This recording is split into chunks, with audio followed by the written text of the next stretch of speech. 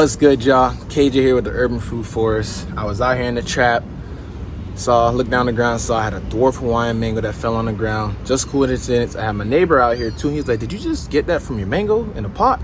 I said, yeah. He said, mangoes in a pot. I said, yes, mangoes in a pot. He ain't believe it. So he had to come over, he took a look. So I have a honey kiss right here, dwarf Hawaiian, and I have a pickering right over here. So he couldn't believe it. I had to go ahead and explain him that certain varieties do pretty much well in pots, and depends on your location, you can get them to fruit in pots. So after I gave him the whole rundown, he couldn't believe it. He was like, dude, thanks for the information. I had no idea. So I figured I'll hop on here and go ahead and show you guys, let you guys know that mangoes can very much so be grown in pots. I've seen people fruit mangoes in pots in Ohio. I'll go ahead and show you guys a little clip of a lady I'm in a Facebook group. She's managed to get them fruit in Ohio. All you gotta do is get them inside. So I'm gonna go ahead and show you guys, give you guys tips and tricks on how you can grow mangoes in pots like this. That smells good. So I'm gonna go ahead and show you guys my varieties and give you guys some tips on what helped me be able to produce.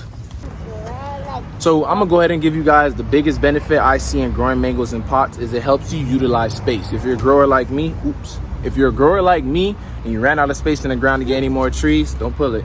This is the route you should take. Growing mangoes in pots allows you to add more varieties to what you're currently growing, and it's very minimal space. As you can see, well, you can't see, I'll show you guys on the next clip, but this is a honey kiss in a 15-gallon pot, not very big. I could haul this all around the yard. If you're growing this in a climate that's not very that's not favorable for mangoes to grow in, if it gets cold, you get frost, you'll be able to take this and bring it inside where it's warm so you won't lose your tree. So that's a benefit right there.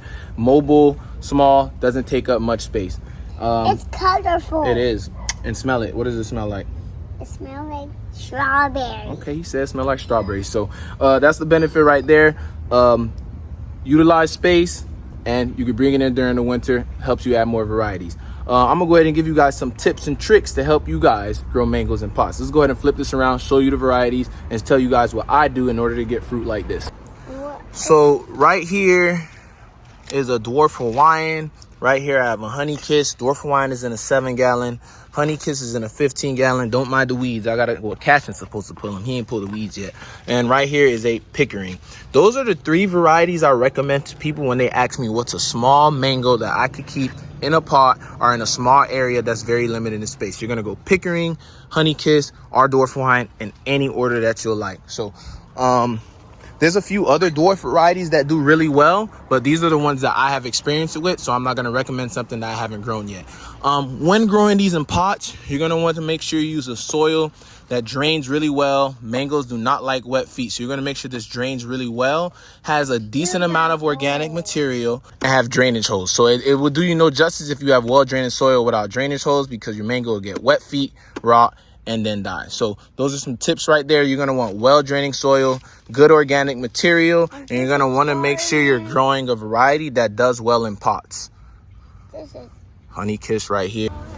When growing these in pots, you're going to want to make sure you keep it well watered, because like I said, it's a little bit different than growing it in the ground. Mangoes usually in ground, like for example, the ones I have in ground, I don't even water those things anymore. I just let the weather do its thing. If it rains, it gets water. If it doesn't, oh well. If we just so happen to get a drought, I may go out there and water, but for the most part, if my trees are on the ground, I'm not watering them. In the pot though, I can't really gauge you on how much you're supposed to be watering. I usually just stick my finger about an inch or 2 under the soil. What's up? Put that mango outside. Inside? Yeah, go put it in the fridge. Go tell mommy you want to put it in the fridge. He ready to eat it, as you can see.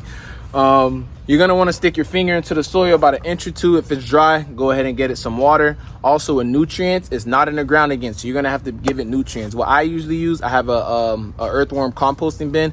Once in a while, maybe once a month, well, not once a month or once every 2 months, I'll grab a handful of some earthworm castings, throw it in the pot, and that usually gets the job done. There's other types of fertilizer. I've seen people use Osmocote. People use Osmocote before. That's if you don't mind the synthetic route, but I just use earthworm castings. Citrus fertilizer, I've seen people use citrus fertilizer. So you're going to make sure you keep it well watered, not too wet, but if you have well draining soil, that's not something you'll have to worry about. And you're going to make sure that you give it the right amount of supplements so you get fruit like this. If you're growing this in a colder area, when it does get cold, all you got to do is prune it back some, haul it in during the winter, and pull it back out when your temperatures get a little bit warmer. that about sums it up. I just wanted to let you guys know, quick reminder, mangoes can be grown in pots. Went ahead and gave you a few tips and tricks and benefits of growing mangoes in pots.